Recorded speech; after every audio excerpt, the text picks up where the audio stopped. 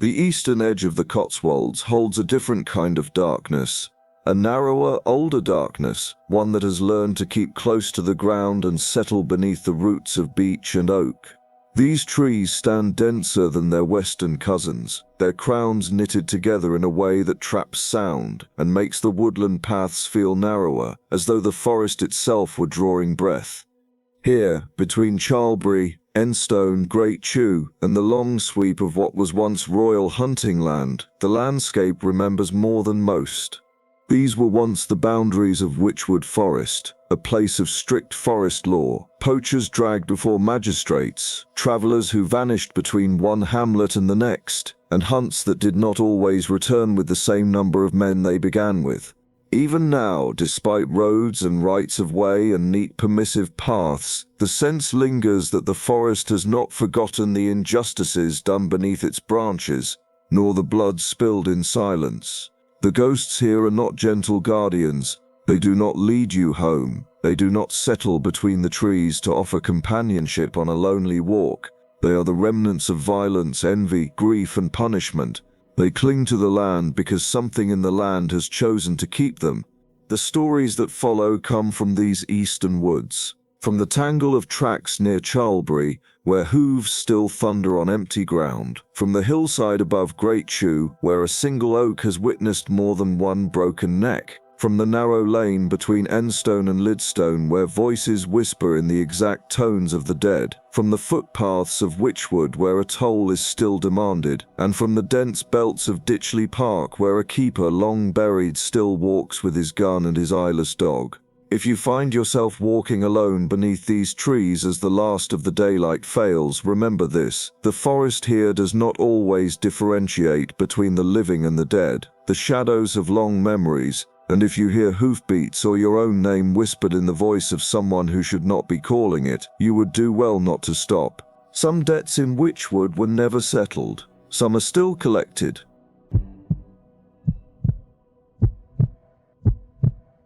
By day, the road from Charlbury towards Cornbury Park looked harmless enough. It dipped gently past the last cottages, followed a hedge lined with dog rose and hawthorn, then slipped into a shallow cutting where the trees leaned close above. Dog walkers used it. Cyclists cursed at its gradient. Children ran along it in summer evenings, their laughter bouncing off the banks. But locals never walked it after dark, not alone, not willingly. Megan Hart did it only because she had no other choice. She had moved to Charlbury in the spring, trading traffic for quiet lanes and a life that felt stretched thin for one she hoped might feel gentler. She worked the late shift at the small hotel on Church Street, clocking out just after 10 most nights. The Forest Way was her shortcut home. 5 minutes saved, 5 minutes less in the cold. By October, the clocks had changed, and the familiar walk felt different, sharper, hollow. The darkness had weight. That evening, frost silvered the pavements, and the last pubgoers huddled beneath lamps outside the Bell. Megan wound her scarf tightly, muttered encouragement to herself, and crossed the empty street. She reached the Forest Way without thinking. The cutting ahead lay black as a shuttered room, the hedges rising like walls. Halfway down, the world changed. It began as a faint tremor underfoot, a soft rhythmic vibration, as though something far larger than any car was approaching. Megan slowed. The air felt suddenly thin. A second vibration followed the first, then another, faster, closer. Hoofbeats. Not one horse, many, a mass of them, galloping at full tilt. Megan's breath clouded before her. A cold she could not explain pressed against her chest. She backed sharply against the hedge, heart zooming into her throat. The road ahead remained empty. The hoofbeats surged, rolling down the cutting with impossible force. Then came the cold, a brutal sweep of air that cut through her jacket like a blade. The riders burst from the darkness. They came at full gallop, silent except for the thunder of their hooves. Translucent horses rippling with pale fire beneath their hides. Bridles clinked faintly, though no metal shone. The riders themselves were shadows, Tall figures with wide-brimmed hats, their faces nothing more than pale, blurred ovals, eyes hollow as pits in the snow. They passed straight through the lamplight without dimming it. One turned its head toward her, its gaze locked with hers, not eyes but voids, black and depthless. A pressure stabbed beneath Megan's ribs, tight enough to wrench the air from her lungs. Her heart stuttered. She dropped to one knee, gasping as though a giant hand was squeezing her chest, and then, as quickly as they had come, the riders thundered into the further dark, fading in a blur of hooves and wind. Silence collapsed in their wake. Megan staggered home, shaking so hard she had to steady herself on every garden wall she passed. She did not sleep. When she closed her eyes, she felt the cold again, saw that hollow gaze fixed on her. By morning, she told herself it was stress, a nighttime trick of the trees, a reaction to the cold. Her phone rang at lunchtime. "Miss Hart," Dr. Fielding's voice carried the cautious weight of a man trying not to alarm. "We need to repeat your ECG, today if possible." At the appointment, he frowned more than once. "Have you felt chest tightness, irregular beating?" She nodded, ashamed as though she had done something wrong. He leaned back. "But I'd like you to avoid strenuous activity and come back in a week."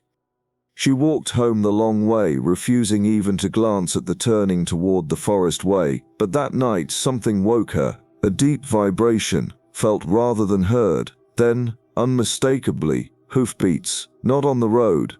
Above it, as if riding along some long-forgotten route through rooftops and treetops. The sound circled Charlbury like a slow-moving storm. 3 days later, Megan's sister texted, "Call me. Mum's collapsed." Their mother had been rushed to hospital with sudden cardiac arrest. No warning, no history, no obvious explanation. She survived, but barely. The doctors muttered about electrical instability, congenital patterns that sometimes revealed themselves late. Megan listened, tears burning her face. All she could hear beneath the clinical talk were hoofbeats. The riders came every night after that, sometimes far off, low as thunder, sometimes close enough to make the glass in her front door hum. Megan stopped using the forest way. She avoided the edge of Wychwood altogether. But the sound followed her, around corners, through streets, across the quiet squares of the sleeping town, and slowly, unbearably, she realized something. They were not simply passing by, they were circling, choosing. The night she returned to the cutting, frost lay heavy on the road. No wind stirred. The air felt held as though the forest were listening. She stood in the center of the road and waited. At first nothing. Then, faint, distant, a tremor. Hoofbeats, galloping, rising. The cold swept toward her in a rolling wave. Trees shivered though no wind touched them. The riders burst from the dark, horses rearing, manes streaming like torn banners. Riders leaning forward in their saddles, their forms flickering like torchlight dying on the last of its oil. The lead rider slowed. His horse, a monstrous spectral thing with veins of icy fire, stamped the tarmac inches from her. The rider leaned down until his shadowed face hovered just above hers. Megan could not breathe. A hand reached toward her. Long-fingered, bone-pale, tipped in points sharp as flint. A pressure speared her heart. Pain exploded through her chest, dropping her to her knees. Her vision flickered to white, then black. The hand hovered, waiting, measuring. Then, with a jolt that felt like a rope snapping, the pressure lifted. The rider drew back. His horse screamed, a piercing metallic sound like a blade drawn sharply across stone. The riders wheeled as one and vanished into the trees, their hoofbeats echoing long after their bodies dissolved. Megan lay gasping on the cold road. She did not know how long she stayed there. When she finally staggered to her feet, she understood something with absolute clarity. The riders had released her, not out of mercy, but because they had taken something else, someone else, instead. At dawn, the hospital called. Her mother's heart had stabilized inexplicably overnight. "It's as though a strain has been lifted," the consultant said. "We can't explain it." Megan hung up and stared out toward the forest. Wychwood had not saved her mother. It had simply traded. And somewhere, in the cold heart of the woods, spectral hooves tore endlessly across old hunting ground, collecting debts that had not yet been paid.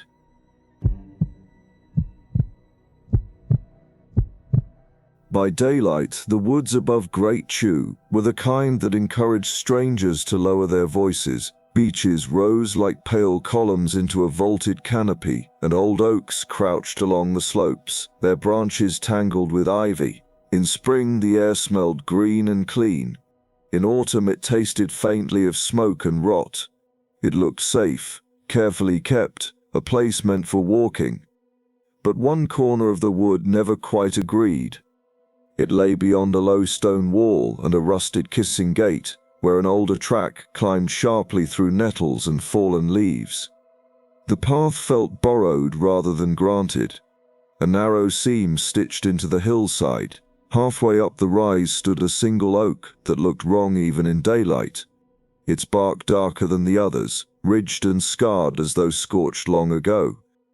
Its crown was stunted, its branches crooked. High on one bough ran a smooth crescent groove, worn deep into the wood by repeated friction. They called it the hanging oak. Jamie Lance first learned the name as a child, whispered by older boys daring each other to stand beneath it after sunset. They boasted about doing it, then stopped at the kissing gate when the light began to fail, suddenly solemn. Jamie laughed then, because that was what you did. Fear was a game in daylight. Years later, he returned to Great Tew with the humor gone out of him. He came back at 28, carrying a life that felt loose at the seams, a job lost after a restructuring he hadn't seen coming, a relationship that ended in quiet, exhausted cruelty. He told people he needed a reset. The truth was simpler. He needed somewhere he could be numb without being noticed. His mother gave him his old room and avoided questions after the first few days. Evenings were the worst. The village went still early, the cottage filled with a silence that felt accusatory. Jamie paced, scrolled, drank tea he didn't want. Walking became the only thing that eased the pressure in his chest. At first he stayed on familiar lanes, then on a night when the cold felt sharper than usual, and the stars were smothered by cloud, he found himself turning toward the kissing gate without meaning to. He brought the dog the first night. The spaniel followed happily until they reached the gate, then froze, truly froze. Her whole body trembled, nails scraping at the earth as she pulled back. "Come on," Jamie said, irritated. "It's just a gate." The dog refused to look up the track. She stared at the ground between her paws, trembling as though she could feel something moving beneath the soil. Jamie turned back. The dog followed at once, tail low. The second night was the same. The third night, he went alone. Mist clung to the woods that week, not the romantic kind, but a wet, smothering fog that made the torchlight feel weak. The track beyond the gate climbed through bracken and leaf litter. The banks rose close. The smell was earth and decay, and something faintly metallic. He did not realize he was near the oak until its silhouette cut the sky into a jagged, unnatural shape. Even before he reached it, the night changed. The usual sounds, distant owls, small movements in the undergrowth, seemed to pause, as if the wood were listening. The hanging oak stood slightly off the track, its roots exposed like knuckles in the soil. The crescent groove on the bough caught the torchlight and tightened his stomach. It looked polished, used.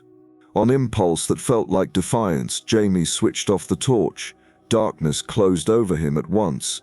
It was not simply the absence of light.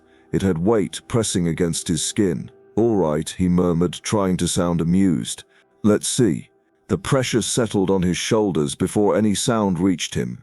At first it felt like a damp coat thrown over his back. Then it grew heavier, compressing down his spine, forcing his shoulders inward. His knees softened. He drew in a breath and tasted damp soil, and beneath it, a sour human note, stale sweat, panic, the sharp tang of fear trapped in cloth. Then came the creak. A slow, dry rasp above him, unmistakably deliberate. The sound of rope tightening under strain, not wind, there was none, not random wood, this was measured. Jamie's throat constricted, a band of cold cinched around it, thin and merciless. He raised both hands and hesitated just short of his own neck, half expecting to touch rough fibers. His vision brightened at the edges. He stumbled backward, and the instant he cleared the reach of the bough, the pressure vanished. He dropped hard onto the track, palms stinging, breath tearing in and out. The oak loomed above, silent and patient. When he switched the torch back on, everything looked ordinary again. A tree, a path, leaves. He went home and said nothing. The dreams began the following night. At first they came in fragments, mud sucking at bare feet, frantic breathing, rope scraping bark. Then they lengthened. The boy was no more than 12, wrists bound behind him, face streaked with dirt and tears. He was dragged up the slope by a broad-shouldered man in a gamekeeper's coat.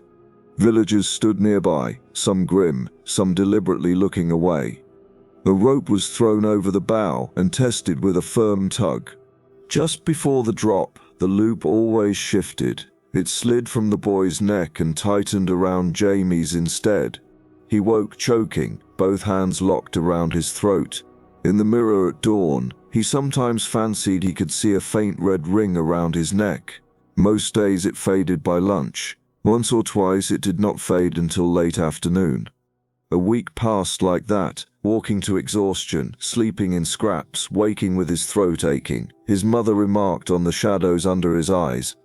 He snapped at her, and they both fell silent.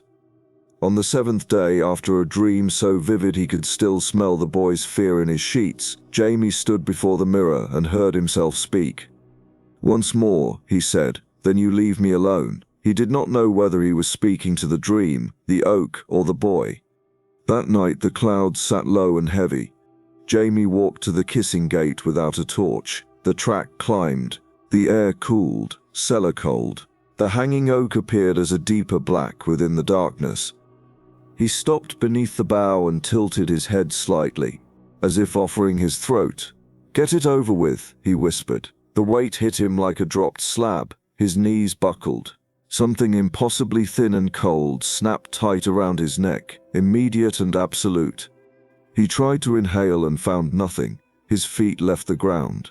For an impossible second he hung suspended, toes scraping empty air. Pain flared white-hot through his throat and jaw. His hands flew up and met rope, coarse, frozen, biting into his fingers. It was real in the simplest, most terrifying way. He clawed, trying to wedge his fingers beneath it. The rope tightened. His vision erupted into sparks. Images flooded him. The boy's last frantic struggle. The gamekeeper's blank stare. The village's quiet decision to let it happen. That indifference pressed down harder than the rope. The world narrowed. A strange calm crept in at the edges of his mind. Then above him a branch cracked, sharp and loud as a gunshot. The pressure vanished. Jamie dropped like a cut puppet and hit the path hard, coughing, dragging mud and leaves into his mouth as he fought for air. At the base of the oak lay a length of rope, old, grey, frayed, blackened in patches as though scorched or rotted by something deeper than age, too solid to ignore. Jamie touched his neck. Raised ridges marked the skin, perfect impressions of twisted rope. They were undeniable. He did not stay to see if they would fade. He left Great Tew. 2 weeks later, he found work in a city where traffic never fully died and trees were ornamental. The marks on his throat faded over months from angry red to nothing at all. Mostly, some nights when the flat felt too still, he woke with the sensation of pressure lifting him upward by the throat. He would sit bolt upright and listen, and in the silence, faint as a memory, he would hear it, the slow, deliberate creak of rope tightening somewhere above. Back in the woods, the hanging oak stood on its rise, watching the unmarked track. The groove on its bough looked a little deeper than before. Most people passed beneath it without feeling anything more than a chill. But every so often someone paused under the bough and looked up, shoulders tightening beneath an invisible weight, convinced they had heard something shift overhead, and the woods would hold its breath, waiting to see whether the hanging oak had found another neck it liked.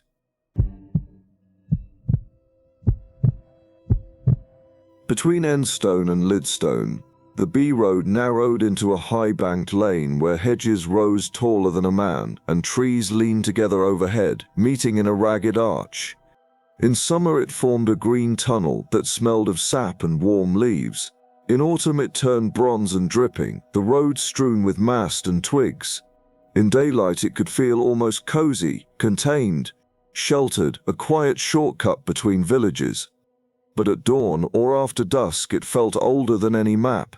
Less a modern road than a groove revealed in the land, a hollow worn by centuries of feet, wheels, hooves, and passing breath. The tarmac and white lines were only a skin. Beneath lay compacted earth and stone, the memory of cart ruts and iron rims. Sound behaved strangely there. Engines echoed too long between the banks. A cough seemed louder than it should, and now and then, so the locals said, a voice carried further than any voice had a right to. Accidents happened on that stretch more often than on roads people genuinely feared. Cars nosed into hedges with no skid marks. Wing mirrors were torn clean away in the bends. Once a van was found at first light sitting neatly on the verge, its driver still strapped in and staring ahead with an expression of stunned attention, as if he'd heard something he couldn't quite understand. Most versions of the lane's reputation began with a coach crash in the 18th century. A merchant was travelling toward Oxford on a frost-hard night, his wife inside with their servant. In the narrowest part of the holloway where banks squeezed close and branches hung low, the horses spooked. The coach toppled and rolled, crushing the couple inside. The servant, half thrown clear, lived long enough to mutter about a man standing in the road and someone calling to the horses from the hedge. He said it more than once, the way people repeat the last thing they are certain of when everything else is dissolving. The coroner blamed speed and darkness. No such man was ever found. Over time, the story frayed and rewove itself. Some said the man was a rival. Others claimed he was the ghost of a labourer, wronged by the merchant. Others simply said the lane was hungry and had learned how to imitate a voice.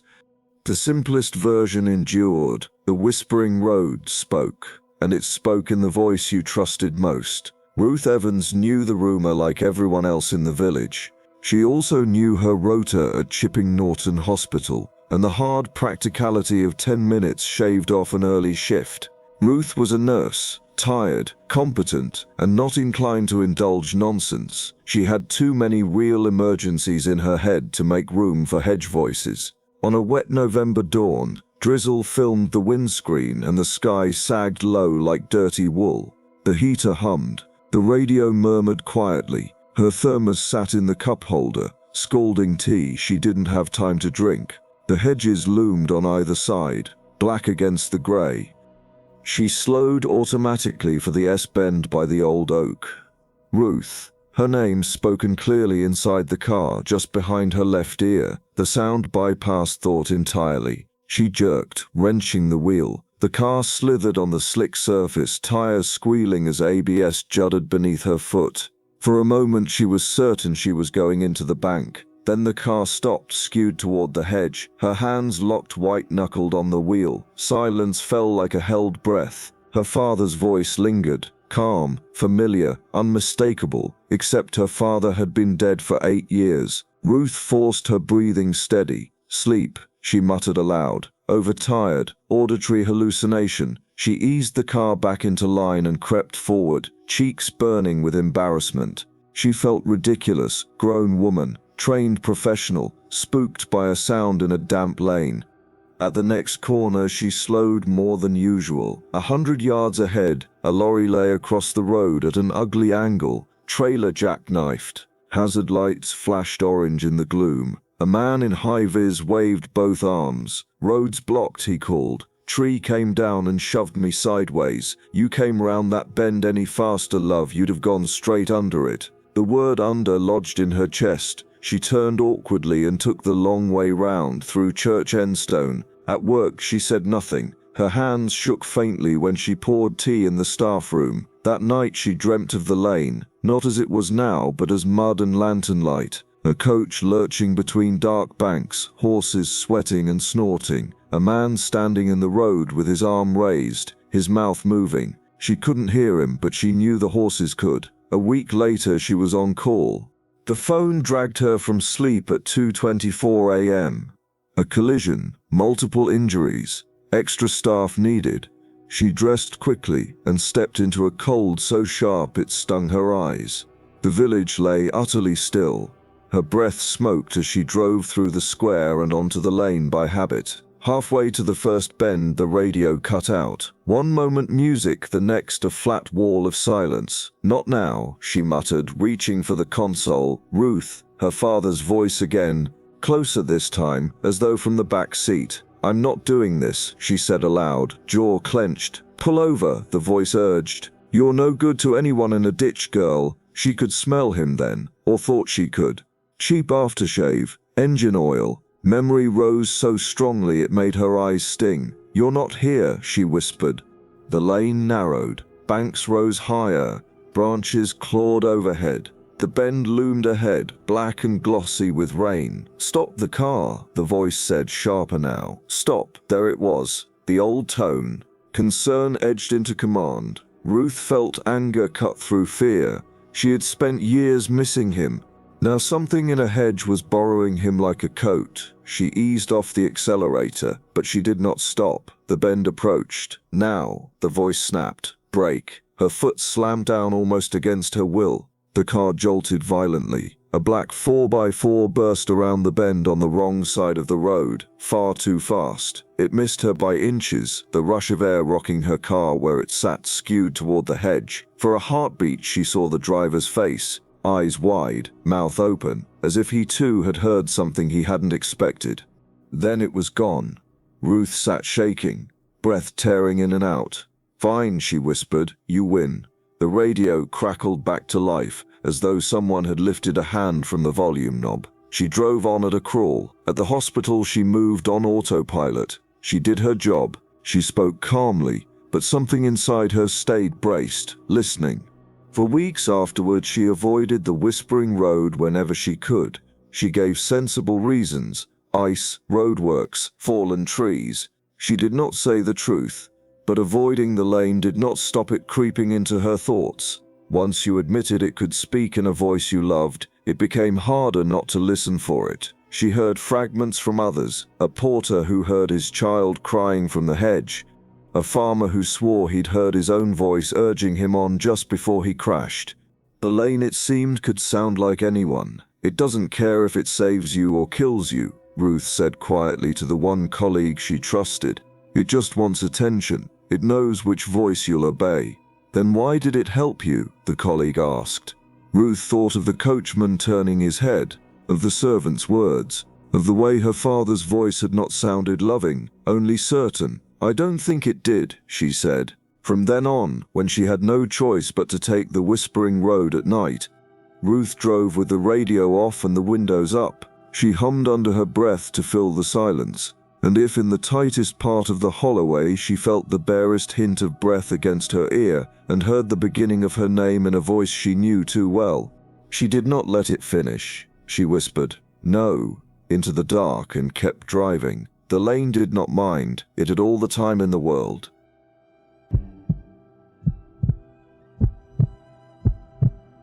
The copse did not appear on most maps.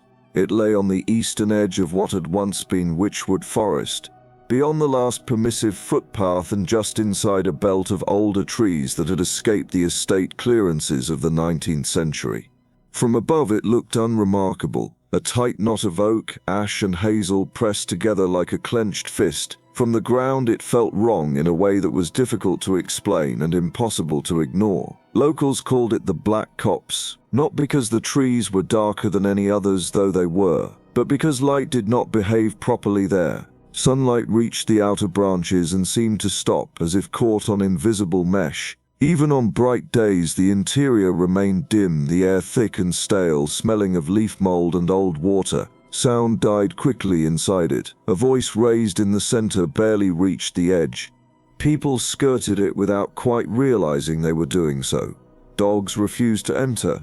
Children dared each other to touch the first tree and no further. No one picnicked there. No one lingered. The stories were old and inconsistent, which only made them harder to dismiss. Some said the copse had been used as a holding place during the forest courts, where offenders were kept overnight before judgment. Others said bodies had been hidden there during the Civil War. A few insisted it had always been avoided, even when Wychwood was whole, an island of trees within trees that never quite belonged. Whatever the truth, things went missing there, not often enough to attract attention. A sheep once, found days later, tangled in brambles with no obvious injuries. A poacher's dog that slipped its lead was never recovered. Tools left at the edge and not found again, as if the cops had swallowed them. And sometimes people... Mark Ellison did not believe any of that. He was a surveyor by trade, newly contracted to assess boundary conditions for a rewilding project that involved several fragmented parcels of woodland around the old forest edge. His work required him to walk places other people didn't bother with anymore, measuring, photographing, recording. He liked the solitude. He liked the clarity of having a task. The black copse appeared on his list as a shaded anomaly, an area of unmanaged growth flagged by satellite imaging as unusually dense. It was marked only as Woodland Fragment 7. Mark parked on a narrow verge just after 9 on a pale March morning. The air was cold but bright, birdsong threading the hedges. He checked his equipment, zipped his jacket, and followed a faint animal track toward the trees. The moment he crossed the boundary, the temperature dropped. It wasn't dramatic, just enough to notice a subtle shift that raised goose flesh on his forearms. The ground dipped slightly, and the air thickened with the smell of rot and damp bark. The birdsong faded, as though someone had turned down a dial. Mark paused, frowning, then continued. Inside the copse, the trees grew close together, their trunks leaning inward. Brambles and deadfall clogged the lower levels, forcing him to pick his way carefully. Light filtered down in weak, greenish strands that failed to reach the ground. His boots sank softly into leaf mold that felt deeper than it should have been. He took readings. He snapped photographs. The silence pressed against his ears until he became acutely aware of his own breathing. After 10 minutes, he realized he could no longer see the edge. That in itself was not unusual. Copses could be deceptive, but when he turned in a slow circle, he felt a flicker of unease. The trees looked the same in every direction. No thinning, no suggestion of exit. He checked his GPS. The signal wavered, then froze. "Fine," he muttered, forcing calm. "Fine." He moved on, angling toward where he thought the far boundary lay. That was when he heard footsteps, not behind him, not ahead, to his left, just out of sight. They were careful footsteps, measured, matching his pace exactly. Mark stopped. The footsteps stopped. He waited, listening hard. The silence rushed in, thick and expectant. "Hello," he called, feeling foolish as soon as the word left his mouth. The sound did not echo. It simply disappeared. He told himself it was another contractor, or an animal. He resumed walking. The footsteps resumed too, always just to his left, always the same distance away. Mark's pulse quickened. He altered his pace. The sound altered with him. When he stopped abruptly, it stopped at the same instant, as though attached to his movement by a rigid bar. "No," he said quietly. "No, that's enough." He turned sharply toward the sound. There was nothing there, just trees, bramble, shadow, but the sense of presence remained, a pressure against his left side, intimate and invasive, like someone walking too close without touching. He broke into a faster stride, pushing through undergrowth without care. Branches snagged his jacket, thorns tore at his sleeves. The light seemed to dim further, the canopy closing in. The footsteps grew louder, closer, no longer careful. He began to hear breathing, not his own, It came in short, controlled bursts, close enough that he could feel the faint disturbance of air against his ear. Mark ran. The ground dipped sharply, and he stumbled, catching himself on a tree trunk slick with damp. Pain flared in his wrist. He scrambled upright, heart hammering, and finally saw something that made him stop. Ahead, in a small clearing no larger than a living room, the leaf mold was flattened into a dark, circular patch, not trampled, pressed. At its center stood a short dead tree, stripped of bark, its pale wood scarred with deep grooves. Around it lay fragments of fabric, old, colorless, half rotted into the soil. Something dark stained the ground in irregular rings. The breathing was directly behind him now. Mark turned slowly. What stood there had the shape of a man, but not the certainty. Its outline wavered, as though seen through heat haze. Where its face should have been was only a suggestion of depth, an absence darker than the surrounding shadows. It leaned toward him. The smell hit him first. Old sweat, damp cloth, panic long soaked into skin. Understanding came with sickening clarity. This was not a warning. This was a keeper.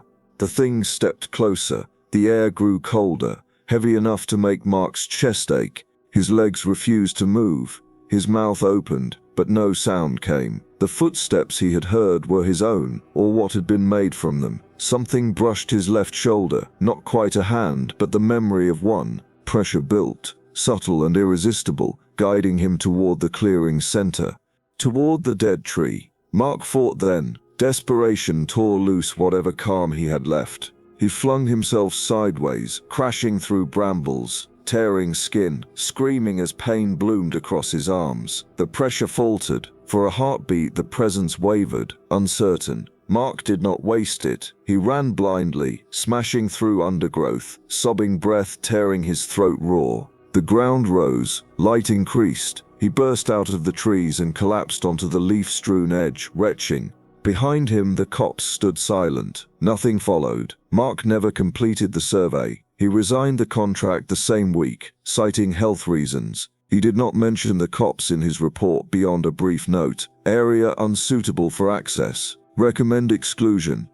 Months later, a local farmer mentioned a man-shaped shadow seen moving just inside the trees at dusk, always keeping pace with passers-by. The black copse remained unmarked on most maps. It did not need visitors. It already knew how to keep what wandered in.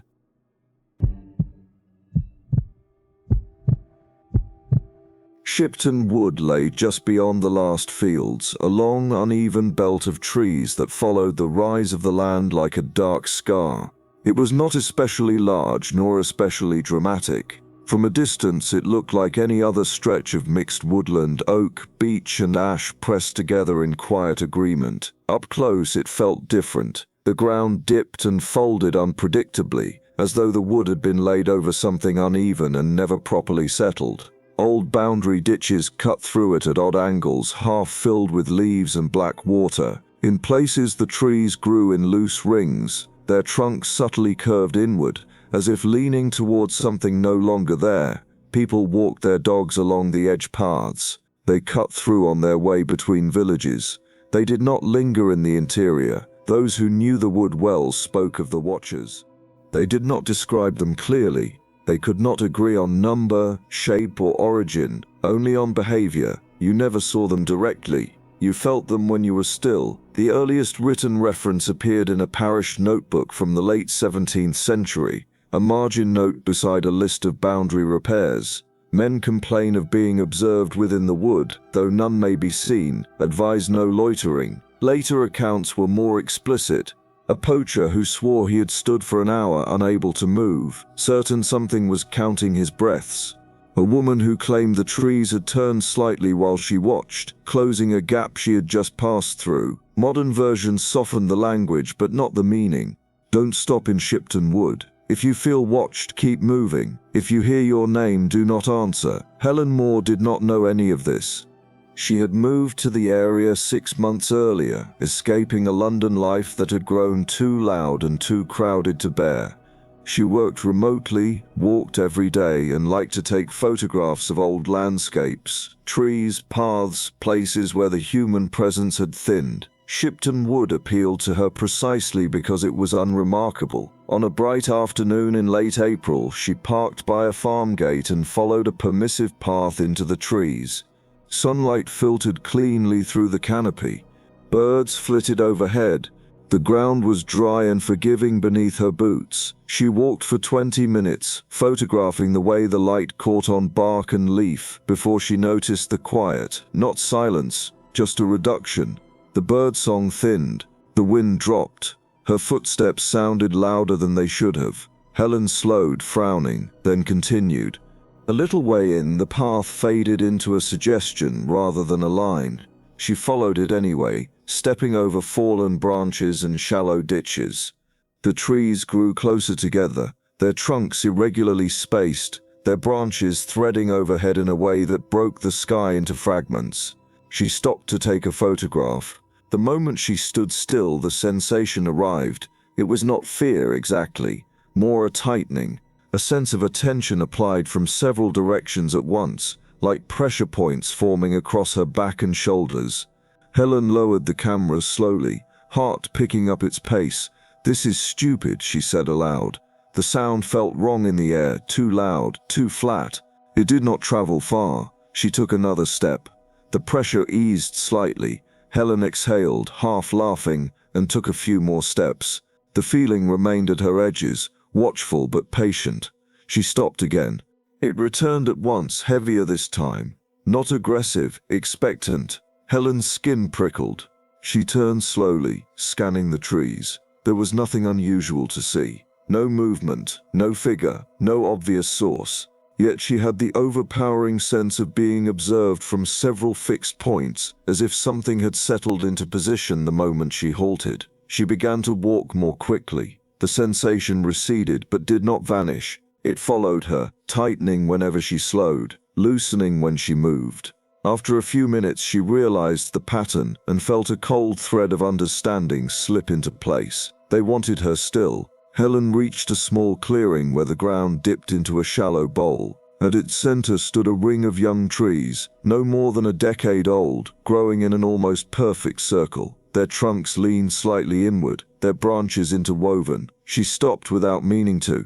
The pressure returned like hands placed firmly on her shoulders. Her breath caught. The air felt colder here, heavier, as though it had been stored underground and released only for this place. Helen's ears rang faintly. Then she heard it, her name, not spoken aloud, not heard so much as recognized. A gentle nudge at the edge of thought, shaped like sound. Helen. It came from everywhere and nowhere, threaded through the trunks and leaves, soft enough to invite answer rather than demand it. Her mouth opened. Every instinct she had acquired in childhood, politeness, response, acknowledgement, rose up at once. It took a conscious act of will to close her lips again. "No," she whispered, unsure why she had said it. The pressure intensified. Her legs trembled. The clearing seemed to deepen, the bowl pulling her weight subtly toward its center. The young trees creaked, not loudly, but enough to register movement. Their inward lean felt more pronounced. The name came again, closer, insistent. Helen forced herself to move. The moment her foot shifted, the pressure lessened. The trees stilled. The ringing in her ears faded to a dull hum. She walked, slowly at first, then faster, out of the clearing, and back into denser growth. The sensation followed but weakened, as though stretched thin by distance. After several minutes she broke back onto the edge path, heart racing, breath unsteady. She did not look back. That night she dreamed of standing in Shipton Wood at dusk, surrounded by stillness, so complete it felt padded. In the dream she was not afraid, she was calm, she was listening. Shapes stood between the trees, never moving, never approaching, simply present. Watching, she woke with the certainty that if she had stayed still long enough, something would have stepped closer. Helen did not return to the wood's interior. She walked the edge paths only, telling herself she preferred the light. Yet even there she sometimes felt it the faintest suggestion of attention when she paused too long. Later she mentioned the feeling casually to a neighbor. The woman went very still. "Did you stop?" she asked. "Yes." The neighbor nodded once. "Don't do that again." "What are they?" Helen asked, trying to keep her tone light. The woman shrugged. Depends who you ask. Old forest courts, boundary keepers, things that count what enters and what leaves. That sounds like superstition, does it? The woman said. Then why do you think people hurry through? Helen had no answer. In the years since, there have been occasional reports. A runner found standing motionless in the trees at dawn, pulse slow, eyes unfocused, unable to explain why he'd stopped. A child who wandered 10 yards off the path and was found hours later, sitting quietly among young trees, unharmed but refusing to speak for days. No one has gone missing recently, not completely. Shipton Wood remains open, walked, photographed, used, but those who know it well have learned the rule without being taught. You may pass through, you may look, but you must never stop, because the watchers do not chase, they do not call loudly, they simply wait, patient and attentive until someone is polite enough or lonely enough to answer, and once you stand still long enough to be properly seen, the wood remembers you. Forever. Woods remember things.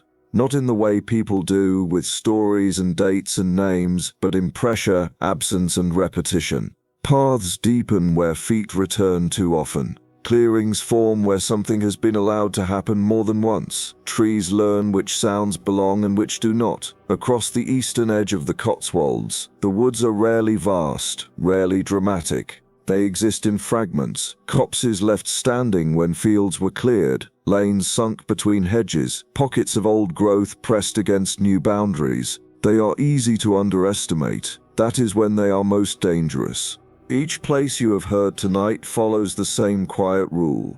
The oak that waits, the lane that listens, the copse that keeps pace, the wood that counts stillness.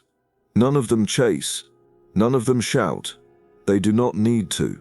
They rely instead on familiarity, on the simple human urge to pause, to listen, to respond when something sounds like it knows your name. Most people pass through these places without incident.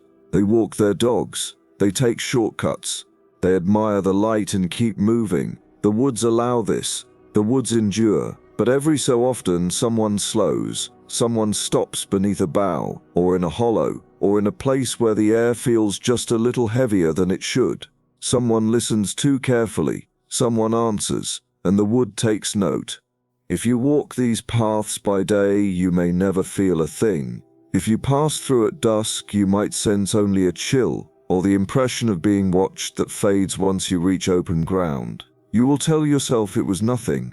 Most people do. But if you find yourself alone among trees that seem to lean inward, if sound falls away too suddenly, if you hear something that knows you far better than it should, do not stop, keep moving, because the woods of the eastern Cotswolds are still listening, and they are in no hurry at all. Please subscribe to this channel to be alerted to the next episode of Ghosts of the Cotswolds.